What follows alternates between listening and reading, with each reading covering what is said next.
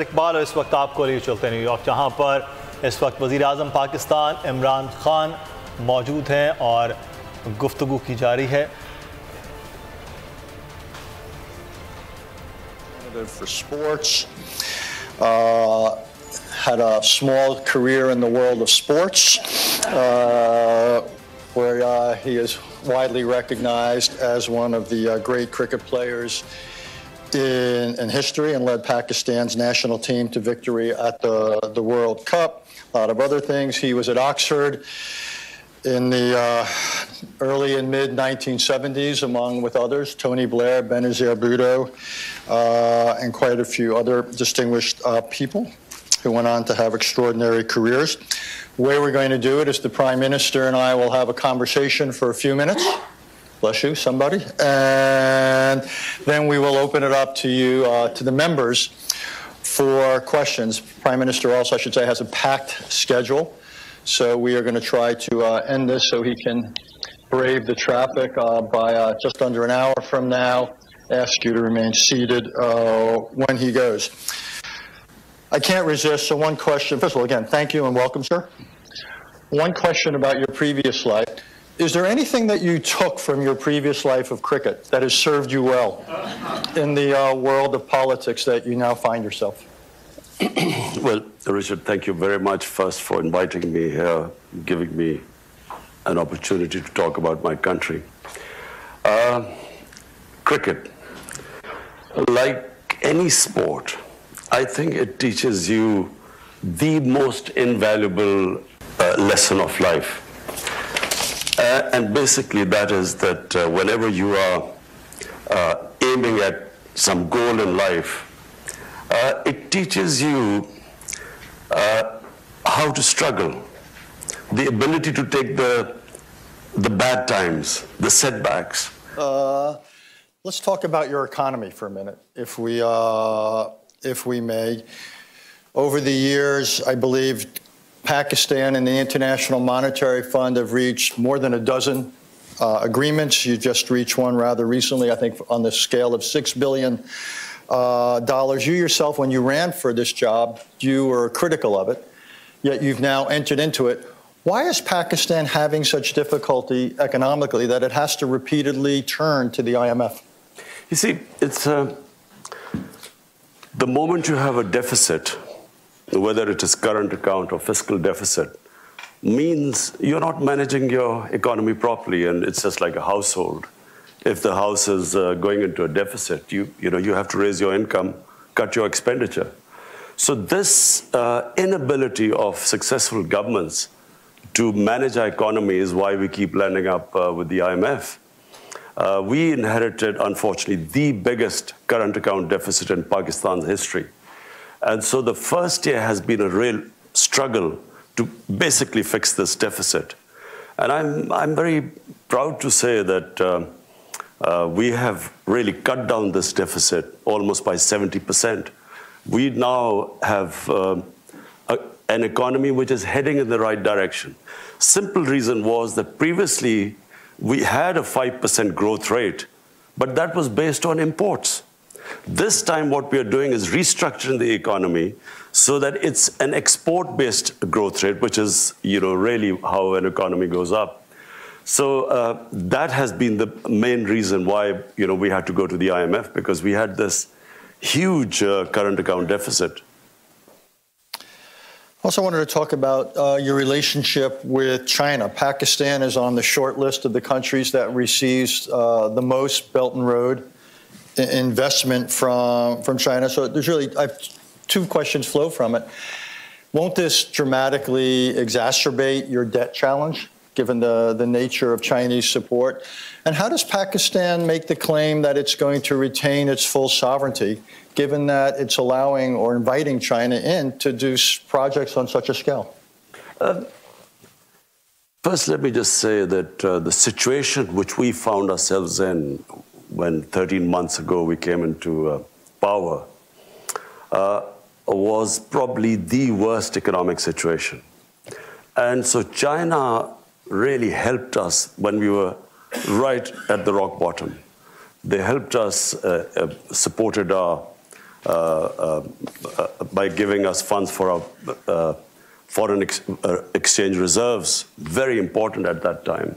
In fact, we were staring at a default. So China helped us along with Saudi Arabia and UAE to beef up our reserves. And what China offers us right now as an opportunity, they have a $2 trillion import market. And so China has given us a preferential trade agreement where we can export to China at the same terms as the ASEAN countries. So this is a great opportunity. Apart from that, we have this opportunity now to get Chinese industry to relocate in Pakistan, bring in technology. So China has given us a great opportunity to lift ourselves up from where we are right now. I want to talk, and I want to try to cover a lot of different subjects before we turn to the members here. They asked the tough questions, by the way. I'm here to lull you into a sense of complacency. I want to talk about U.S. Pakistani relations. In full disclosure, I've been involved with them many times in the U.S. Government, and each side has something of a narrative of frustration, even bitterness, or with the other. But I want to quote a sentence or two from the memoir of Jim Mattis. James, until recently, was the U.S. Secretary of Defense. And I'm quoting here. Of all the countries I've dealt with, I consider Pakistan to be the most dangerous because of the radicalization of its society and the availability of nuclear weapons. James Mattis is a respected, temperate man.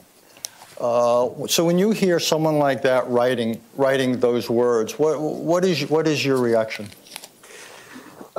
Just that I do not think James Mattis fully understands why Pakistan became radicalized. There's just a short history which everyone may or may not know. In 1980s, when the Soviets invaded Afghanistan, Pakistan, along with the United States, helped by the United States, we organized the resistance to the Soviets. And the resistance was organized by Pakistani ISI training these militants who were invited from all over the Muslim world to do jihad against the Soviet Union. And so we created these militant groups to fight the Soviets. Then, of course, fighting the Soviets, jihad was glorified.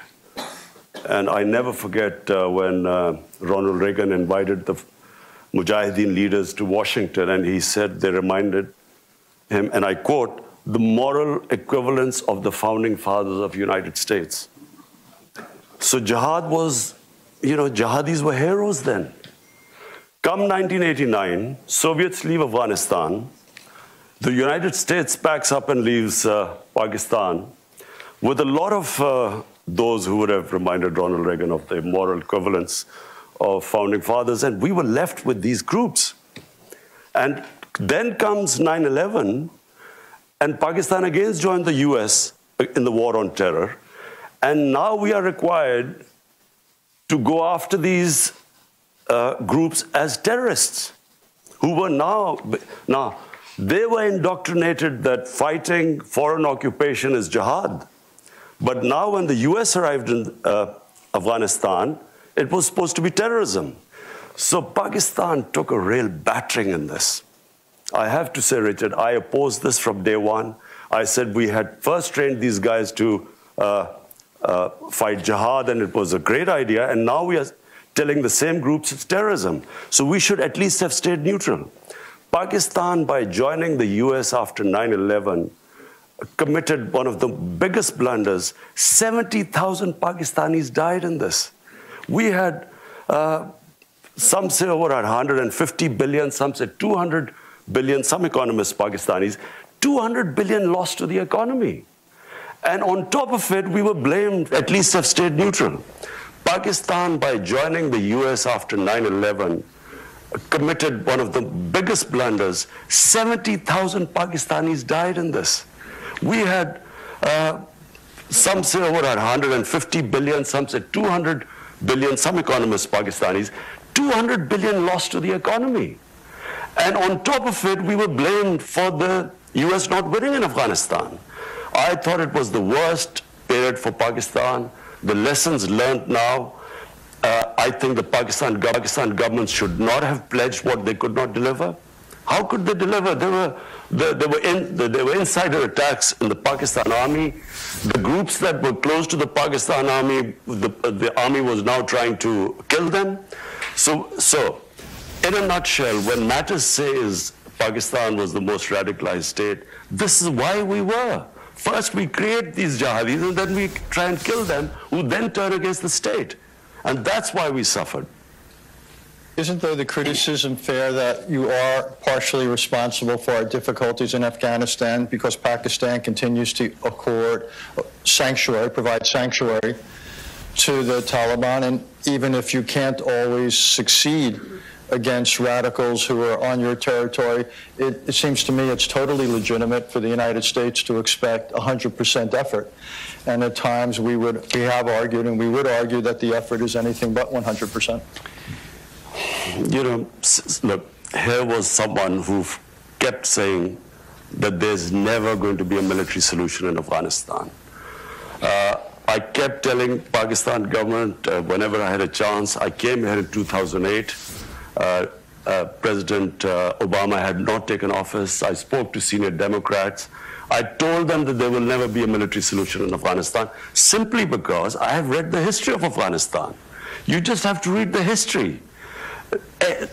They fight each other. The moment a foreigner comes through, they all get together and the resistance starts. Started with the British, you know, 3 times the British tried. The Soviets killed 1 million Afghans. They were still, the resistance was stronger after 1 million Afghans had been killed. So I kept trying to tell this. I tried to explain to, I remember meeting Joe Biden, John Kerry, Harry Reid. I tried to explain, and I realized they hadn't a clue. No one understood Afghanistan. The politicians didn't understand what was going on. And this madness kept going on, and Pakistan kept being blamed. Now, Pakistan had 2 right now, but it had even more. We have 2.7 million Afghan refugees in Pakistan. There are camps of 500,000 refugees living there. How do we know who's coming in and going out? Clearly, this was not from Pakistan, the idea that there were these insurgents going from Pakistan. How are we? First of all, the tribal area bordering Afghanistan, there is no border there. The Durrell line is a line made by the British, which there is no border there. Now we are fencing the border. Because of the allegations that fighters are going from Pakistan, we're fencing the border. We've also time and time said that, look, if you want Pakistan to completely stop anyone going across, then, take the refugees back, 2.7 million people. But it's not possible that, that 2.7 million refugees there and expect Pakistan to completely shut the border. Having said that, I do not think that it's because of Pakistan the U.S. has not been able to succeed in Afghanistan, simply because there is a history behind it. It was never going to happen. And fortunately, President Trump has done, by him forcing there to be a dialogue, and then this peace deal, which was just about to be signed. This is painful for us. The peace deal was about to be signed, and President Trump has, we read it in the papers. I mean, we should have at least been discussed with us. But now I'm meeting President Trump later on, and I will try and tell him that, look, there's not going to be a military solution. For 19 years, if you have not been able to succeed, you're not going to be able to succeed in another 19 years. I actually agree with you that there can't be a military solution. What I doubt is that there could be a peace deal that holds. So even if there were an agreement with the Taliban, what is there about the DNA of the Taliban that leads you to believe that any peace they would sign would be anything more than tactical? I feel that this is not the Taliban which was there when in 2001, who was displaced by the U.S. Things have changed. They say that you only cross the river once. This is realities have changed. They have learned. Taliban realize that they cannot control the whole of Afghanistan. The Afghan government knows that they cannot, there needs to be some sort of a peace deal. There has to be a political settlement. Let's just face it. You only have two choices. Either you fight or you have some sort of a political settlement. There's no point in fighting anymore. I wish that this deal had been signed, there would have been ceasefire, and then we would have proceeded towards the only way there's going to be, the U.S. is going to eventually take the troops out and there'll be peace there. So I agree with you, Richard, it's going to be tough. I never for 1 minute assumed that this is going to be easy, but it is the only way. Actually, I actually think there is a slightly different way, which is, one idea is we would fight for military victory. I agree with you, that's not within reach. I am profoundly skeptical of a peace agreement. The third approach, for as long as it takes, is to support the government and basically preserve what you can in Afghanistan so it can't again become a basis for terrorist attacks. It's not a solution, but the United States has kept forces in other countries for more than half a century. We have supported governments. It's not a solution, but it might be preferable to a situation of Taliban control over the country. I don't think Taliban will be able to control the whole country. I think there will be a settlement. Look, people of Afghanistan have suffered for 40 years. I mean, it is inhuman what they're going through. Anyone with any humane feelings would want there to be peace there. Every day there are bomb blasts going and people dying. So anything to actually stop this, again,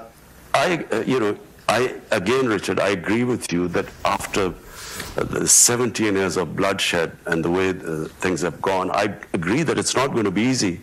But I also don't think that if we go the other way, it'll be just more of the same. If Taliban today are stronger than they were for, maybe in 2010, when the last time there was chance of a peace talks, when Holbrooke was there, they're much stronger than that now. And when they see that the U.S. is about to leave, their morale is up. Exactly.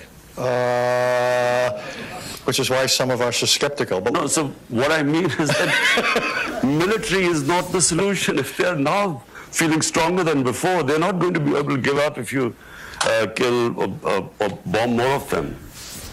I'm going to move on, but thank you. I think it's an important exchange.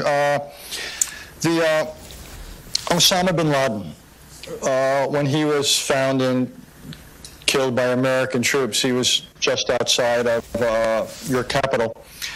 Has there ever been a Pakistani investigation, a government investigation, as to how that could have happened? That he could have been living there for so long?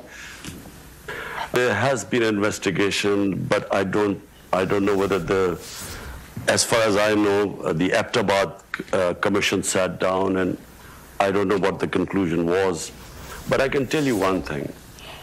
You see, I again go back. The Pakistani army, ISI, trained Al-Qaeda and all these groups to fight in Afghanistan.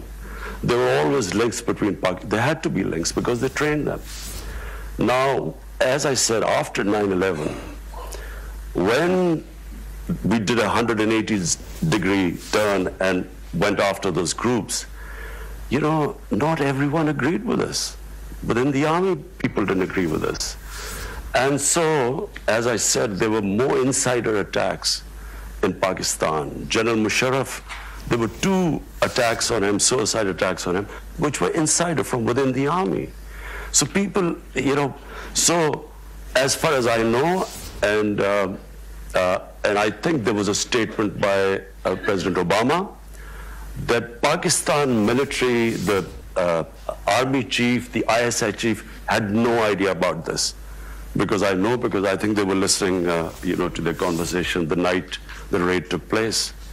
And they said so. So if there was, it was probably at lower levels who already had contacts. I actually wanted to follow up on something, and I don't mean to be disrespectful, but in the modern history of Pakistan, I would say most outsiders, when they look at the prime minister as a position, and they look at the strength of the Chief of Staff of the Army and the head of the ISI, the Intelligence Directorate, they would say the preponderance of power is in the hands of the other two individuals, the head of the Army and the head of intelligence. Is that a fair characterization? So do you really feel limited in what you can do as Prime Minister? Look, in any democracy or any form of government, democracies function because of moral authority. If democracies lose their moral authority, then the physical strength and authority lies with the army. In our country, because space was given due to a lack of moral authority, because of corrupt governments, the army, naturally there's no vacuum, so it moved in. I can tell you that since I have been 13 months in power, every policy of mine is in our manifesto. We wanted peace with all our neighbors. We opened the Kartarpur corridor, opening up, normally this would have had security implications. Our security forces would have resisted. Our policy with Afghanistan, which we reached out immediately to Afghanistan, to President Ghani. I have invited him to Pakistan. We speak regularly if there's any issue. Every policy of my government, which was peace with our neighbors, has been backed by the Pakistan Army. I'll even go further. The only time the Pakistan Army has cut its military budget is when my government started an austerity campaign and they followed, and they actually took a cut in their military spending. It's never happened before. I can tell you that all policies of my government have been completely backed by the army. When I spoke to Mr. Prime Minister Narendra Modi, I told him, I said, look, my country stands with me because we want peace. We have decided, we have a new policy with Afghanistan, with India. We want a new beginning. You take one step towards us, we come towards you. And he sort of said, are you sure? Meaning that is the army behind? The army completely stands with us, with our policies. So, in past, it may be true, and I repeat, it's because governments lose. When democratic governments don't have militant wings, they have only moral authority, and that's much more powerful than physical authority. Just two more questions for me. Since you raised India, I wanted to get to it. It may have been your hope to have improved relations with India. Needless to say, it hasn't worked out that way. So, and along the way, you said some pretty brutal things about Prime Minister Modi and about the philosophy of the BJP and so forth. So what is a realistic path? Because one analogy I often draw is at the height of the Cold War, the U.S.-Soviet relationship had far more dimensions to it, far more substance to it, than the India-Pakistan relationship has now, in terms of diplomatic contacts, economic contacts, and the rest. So how do we take this relationship between two nuclear-armed rivals that have a history of conflict? How do we make sure the future doesn't resemble the past? Well, Richard, let me say one thing. This is very sad where we stand today. From day one, I have written letters. I've spoken to Prime Minister Modi about we have common issues. We have poverty. Poverty is big in the subcontinent. Any government that should come, the #1 priority should be to deal with poverty. Climate change. We stand the subcontinent. I mean, our glaciers are melting at a rapid rate. We need to combine together because there are hundreds and millions of people that are going to be affected. So I called him up and I said, look, let's just have a new chapter. Let's reset our relationship. And he talked about terrorism, and I said, look, I give you an assurity. It's not because of pressure from India or anyone. It's a policy that we will not allow any militant groups in Pakistan. We were dismantling from day one, and again I talk about the army. The army, had the army not helped us, we would not be able to dismantle these militant organizations, a legacy of the 80s.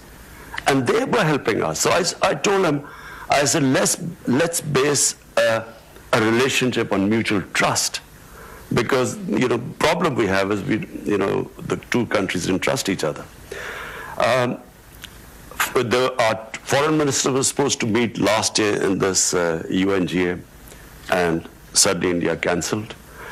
And then we thought maybe, they don't want to get closer because of the Indian elections, because it's a nationalist, BJP is a nationalist party. One of the agenda, of course, is, they're hard on Pakistan. So we stayed back.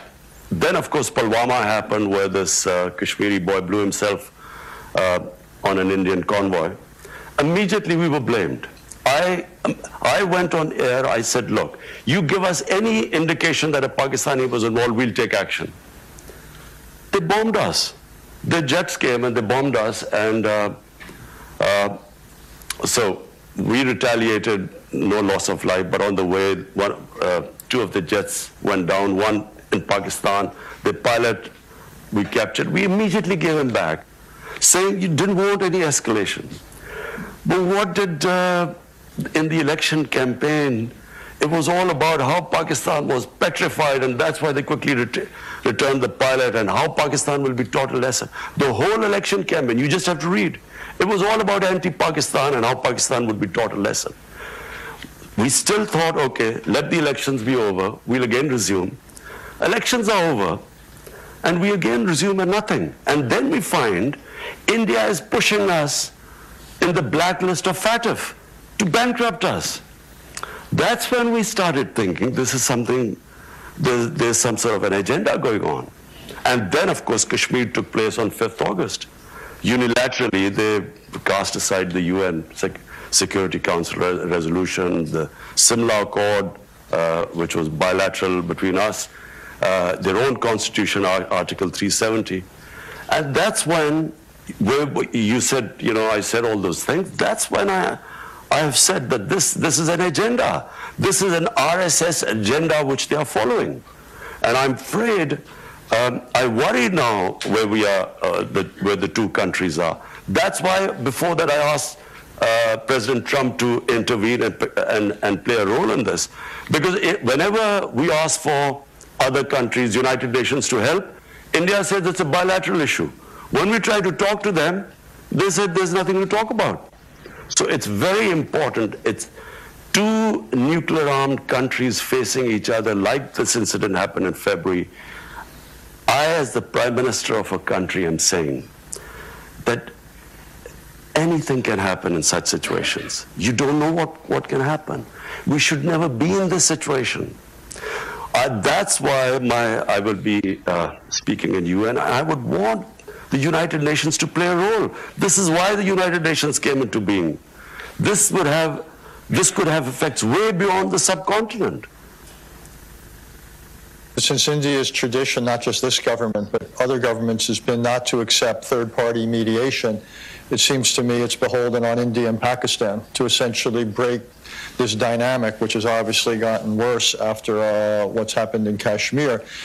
Might it not make sense for Pakistan, and given where we began our conversation, you've got economic priorities and the rest, the last thing you need is a worsening strategic situation in South Asia. Might it not make sense for Pakistan to think of a way of at least reestablishing some sort of an opening for diplomacy? Richard, look at the situation right now. There are 8 million Kashmiris for 50 days have been shut inside. 50 days, 900,000 Indian troops have shut in their homes, 8 million Kashmiris. How am I going to talk about what? And unilaterally, they have reneged on international laws. This was a disputed territory, Kashmir, between Pakistan and India. The United Nations, the Security Council, had given the people of Kashmir the right of self-determination, which was never given to them. Now, how do we start talking to anyone? How can we speak to India? At least what I expect the international community to do is to ask them to lift the curfew. It's inhuman. It's violation of every humanitarian right of the people of Kashmir. I should just tell the members here before I go to questions is that the Indian foreign minister will be here later this week, so I expect we will return to some of these. And I hope you'll ask proper questions to him, not be too diplomatic. So we will have Ambassador Foreign Minister Jaishankar here. So it's now the appointed hour.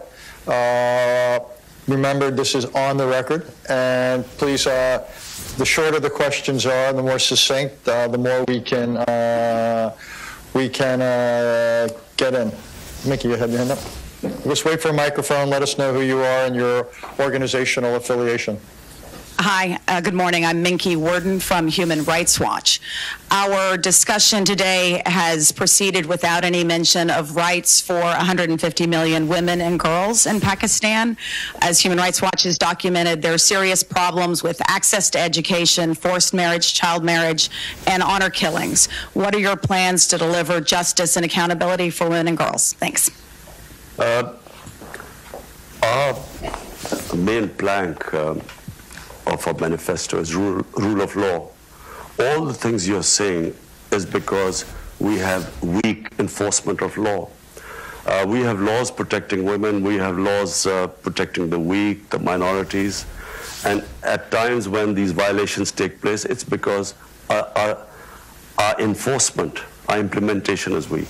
But I can tell you right now, 13 months, we have taken steps to protect our minorities. We have taken steps to protect the worship places of the minorities. The initiative which we have taken with the Sikh community is opening up the Kartarpur corridor is unprecedented. We are now in the process of restoring places of worship, because Pakistan was also the center of Buddhist civilization. And also the Hindu shrines. So my concept of Pakistan is where our minorities are equal citizens. They have all their rights are protected. All the women, the weaker sections, the poor people in our country, we have come up with the biggest ever poverty alleviation program despite our fiscal constraints. It is one of the, in our history, it's the biggest poverty alleviation campaign which we've started. So to sum it up, my idea of Pakistan is basically rule of law, and not just protecting the weaker sections of the society, but also helping those areas of Pakistan that have stayed back, like FATA. FATA has merged with Pakistan for the first time with KP, and we have spend funds to rehabilitate the people of FATA because of the war on terror. Just so you understand, in the World Economic Forum report, Pakistan comes in literally second to last in terms of the gender gap. So is what you're saying that the challenge is to enforce existing laws, or do you really need new laws and new programs to help girls and women have opportunity? You don't need new laws, but you need special packages for those sections of the society which have been left behind, which includes, we have, this program we have is one of the biggest, the most comprehensive program for women in rural areas to lift them out of poverty. Sure. Jeffrey. Jeff Laurenti.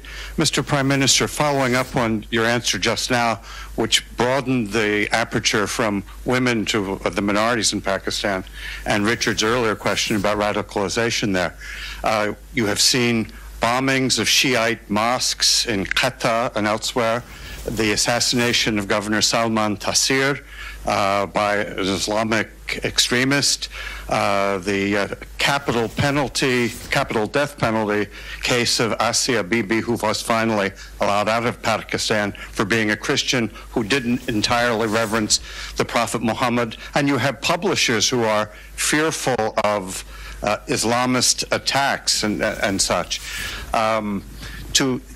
Is there any progress to be made on reforming those blasphemy laws, and how pervasive is the sense of the tiny minority fundamentalists being able to employ violence in order to enforce religious conformity, and you get help from elsewhere in the Muslim world, like Saudi, at being able to progress toward a more moderate Islam.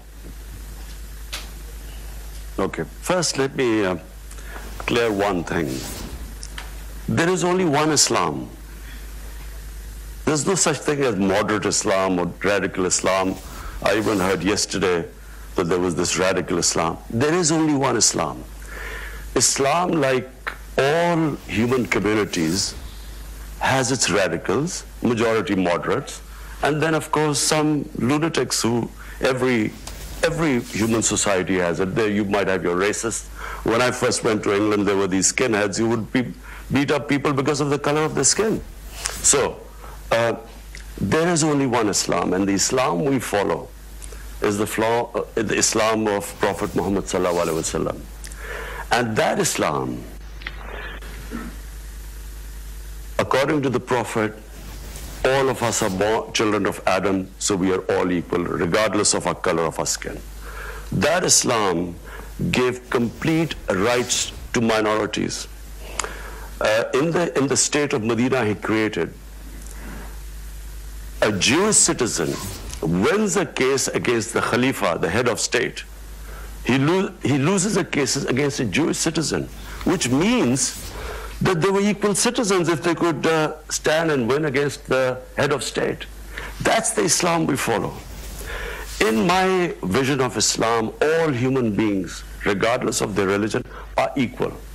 Now, if we have not been able to enforce our laws, it's because, unfortunately, we have ruling elites that have kept themselves above law. And when that happens, and Pakistan is not the only country like this. There are countries where you have sections of populations, the elites, above the law.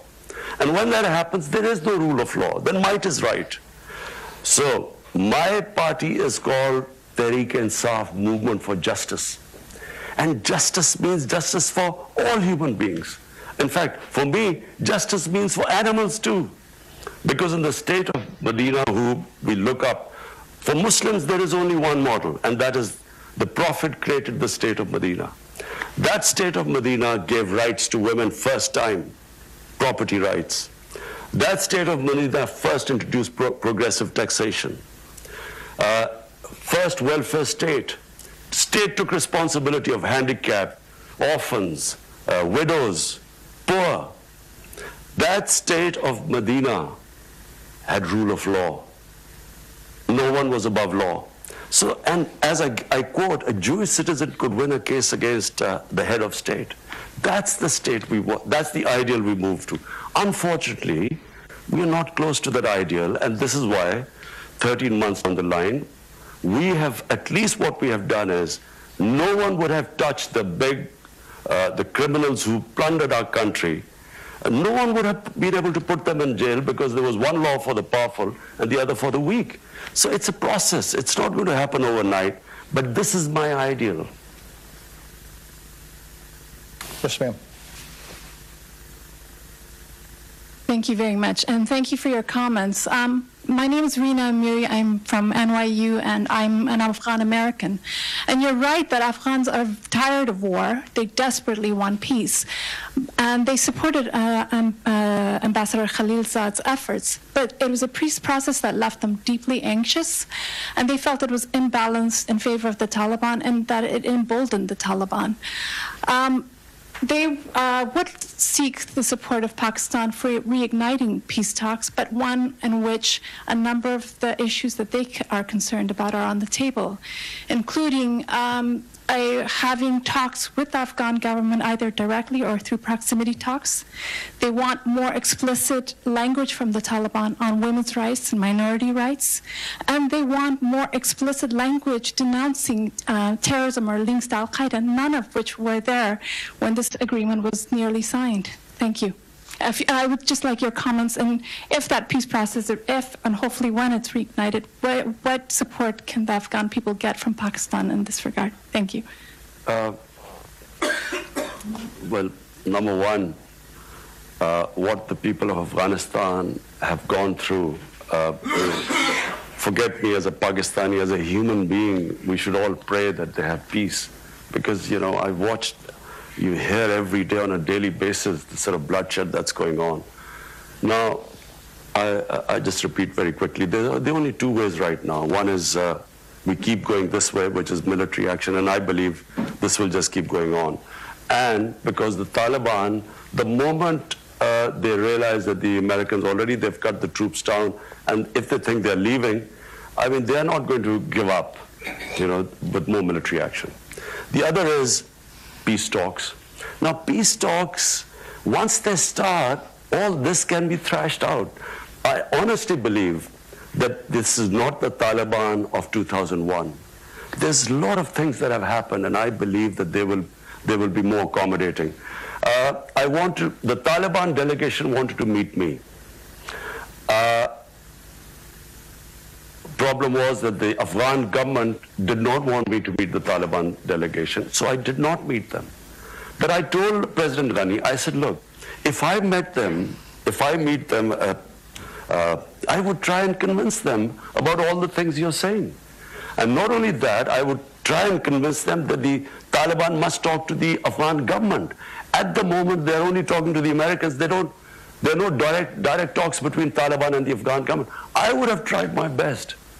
Because finally, yes, people they've looked back in 2001 and that period, and they think that, the way Taliban behaved at the time, minorities and so on, with the attitude to women.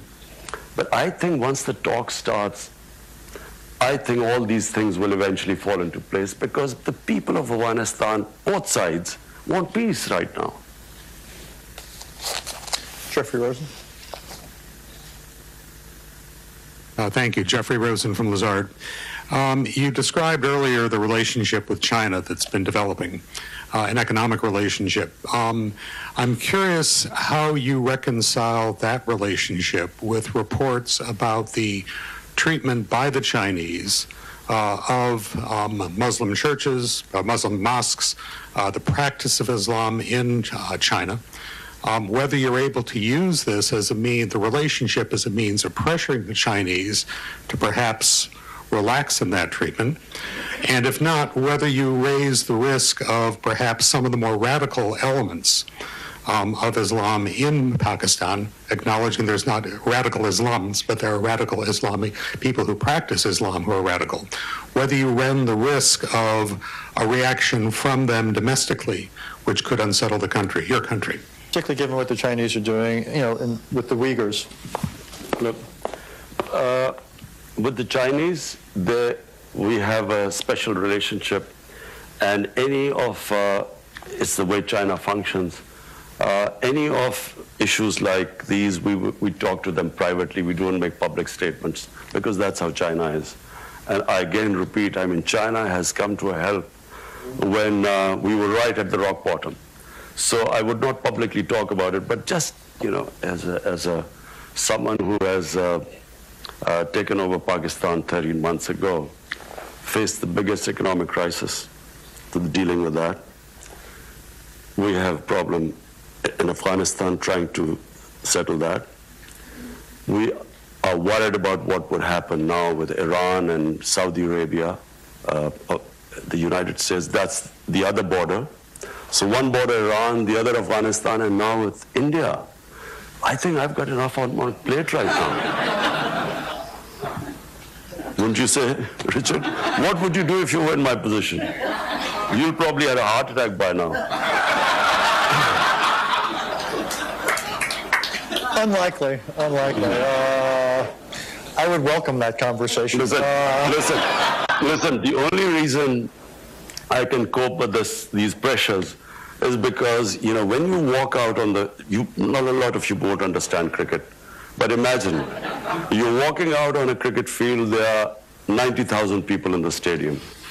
You walk 70 yards down into the middle of the pitch, and the worry that you can be out first ball and you will have to walk all the way back with 90,000 feet. So that takes character. It builds.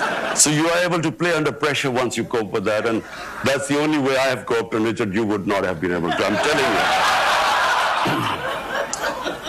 Every golfer knows what it's like at the first tee when the crowds are there. Golf is a piece of cake compared to this. We could continue that, but I will show uncharacteristic discipline. Sure.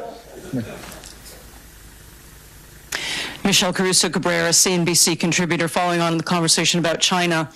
Richard asked you very directly about maintaining your sovereignty in the face of so many Chinese loans, and you didn't answer it directly. I mean, you've talked about China coming in when you were rock bottom, but are you concerned about the trade-offs that that level of investment presents to Pakistan? Absolutely not. I mean, for instance, I mean, what would China, how would it impinge on our sovereignty? Maybe they would say, don't have a good relationship with the U.S. But the Chinese have never, ever interfered in any of our foreign policy, in any of our domestic policy for that matter. I think China sees Pakistan as the CPEC, this economic corridor and the Belt and Road Initiative. They see this as a great opportunity for them. I think China is one country which we can all learn from. Their main concentration has been on trade and wealth creation and lifting the standard of living of their people. What I admire about China the most, in 30 years they have taken 700 million people out of poverty. It's never been done in human history. And when I came, if you ask me what is the one thing I want in Pakistan, lift 100 million Pakistanis out of poverty.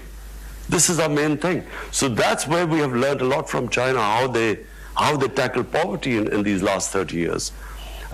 So the answer to the question, there have been no demands by China which restrict our sovereignty. Are you not put off that China has accomplished what you said, but they've done it at a great price and cost in terms of democracy, human rights, and the rest, not just for Muslim Chinese, but for all Chinese? Are you not put off by that aspect of the cost of their development model? Well, you know, who am I to comment on China? But the fact is that if any human society can accomplish this, you know, this is humane. This is taking people out of poverty. I mean, I admire that the most. For me, if I had, but I don't have, unfortunately, the Chinese model, and if I could order people around, and I could get people out of poverty. Not just that, the way they've tackled corruption. Unfortunately, I can't do that in Pakistan. 450 ministerial level people in the last 5 years have been put into jail on corruption. I mean, I wish I could do that in my country. But, you know, we have our limitations, but it has to be admired what they've done in terms of taking what China is now. I mean, 30 years ago, you wouldn't believe what they've been able to achieve. Mary Boyce. Mary Boyce-Schiller. The attack on the Saudi oil last weekend, if the response were left entirely to you, what would the response be? You know, Mary, I am and will always be a pacifist. I am anti-war. I do not believe wars solve problems. You go to solve one problem, you give birth to 5 other problems. You go after Al-Qaeda, you create ISIS. I do not believe wars solve problems, unfortunately. I would do everything to resolve this issue through diplomacy. I would be trying my best, because if there is a conflict there, the consequences, I mean, just look at the poorer countries. Do people care about poor countries? Imagine if oil prices go up. And we are struggling finally to sort of try and balance our budget. This will just immediately throw everything for us. And so we already have the war we had, war on terror. 70,000 Pakistanis died. And it's a lesson my government, people of Pakistan have learned, that we will avoid conflict at everything. And we can't afford another conflict going on in our neighborhood. Yes, ma'am. You've been very patient. Masuda Sultan, All in Peace, a coalition of Afghans and Americans looking to end the longest war in American history. I wanted to thank you for your comments on Afghanistan and the war. And you've been supportive of U.S. efforts at peace negotiations and indicated your willingness to encourage Trump to continue negotiations. My question is, what steps do you intend to offer to take as the Pakistani Prime Minister to advance the dialogue? For example, you mentioned that you didn't meet the Taliban when the Afghan government requested you not to. So what other steps do you intend to take? And how does the Kashmir issue complicate, or does it the Afghan issue?